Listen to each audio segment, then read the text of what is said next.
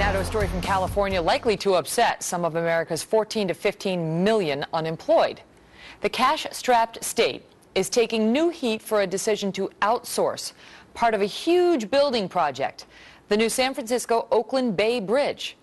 Claudia Cowan is streaming live to us from Treasure Island in San Francisco with why $500 million are headed now to China. Claudia? Megan, the new span of the Oakland-San Francisco Bay Bridge taking shape amid some controversy because much of the work was done not here in California, which has a 12% jobless rate, but overseas. When it was built in 1936, the San Francisco-Oakland Bay Bridge was a Depression-era project that put scores of Americans to work. Its $6.3 billion replacement is more international. From 525 feet above the water, you can see the enormity of this project. But while the span is being assembled here, this bridge is an example of massive outsourcing. Half a dozen countries are contributing either expertise or materials, none more so than China. 3,000 workers spent 5 years fabricating the steel used to build the decks, cable strands, and landmark tower. All of it shipped from Shanghai, when U.S. steel workers say the work should have stayed here.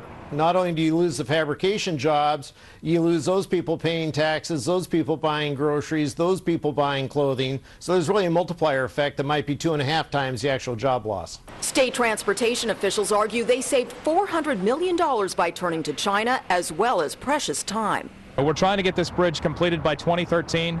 These segments that are larger steel boxes were fabricated in Shanghai because they had the ability to produce them and get them out here on site.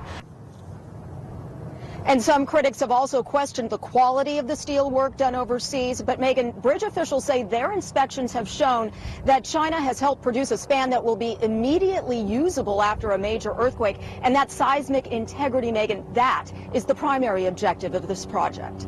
Back to you. Claudia, did they say why it was so much cheaper to get the Chinese to do it? Well, a lot of it has to do with not using American unions.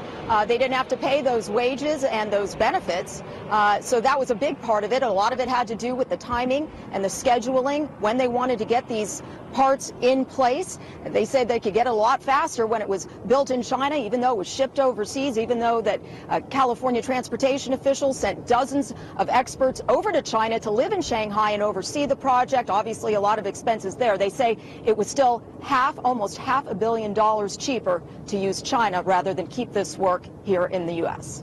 Unbelievable.